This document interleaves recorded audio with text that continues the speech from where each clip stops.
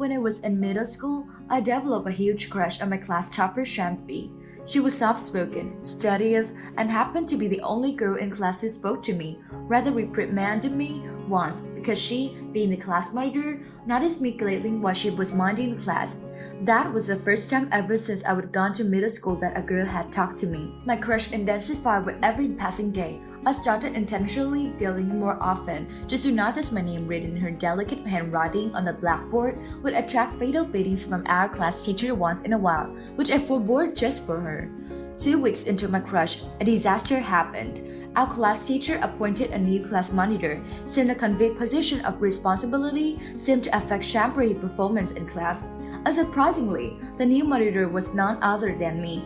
Our roles had changed, but unlike me, Shambhavi never talked or giggled in between classes. She way too sincere for me to scribble her name on the board in my indelible handwriting.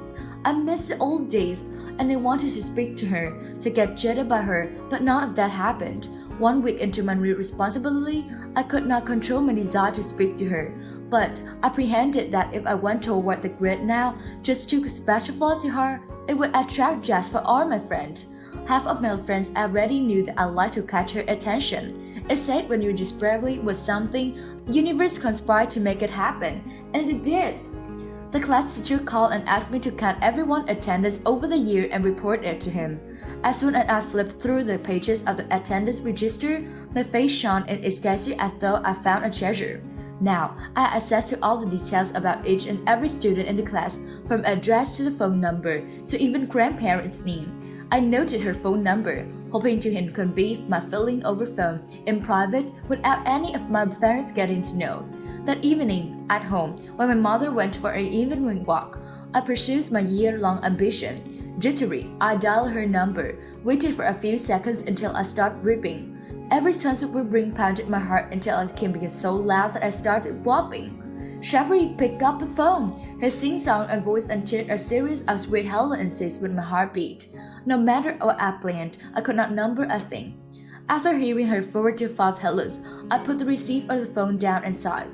It took me 5 minutes to calm myself down. My desperation to convene made me call her again, and this time with all preparation. The moment she picked it up, I played the song Humble Search to Papi High. I'm in love with only you on the speakers and let it play for a minute. She didn't cut the phone during this time, which hinted to me that she kind of liked the song, which I understood to be testimony to the fact that she kind of liked my weird proposal.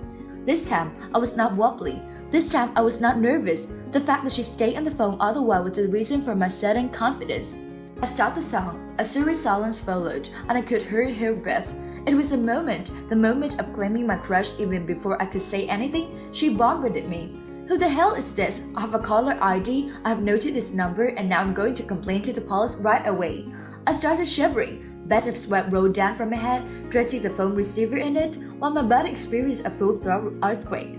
In the hour that followed after the disastrous call, all that I could virtually imagine was police coming over to my home and arresting my father, for our landline phone belonged to his name. I lost my sanity, having no idea what to do next.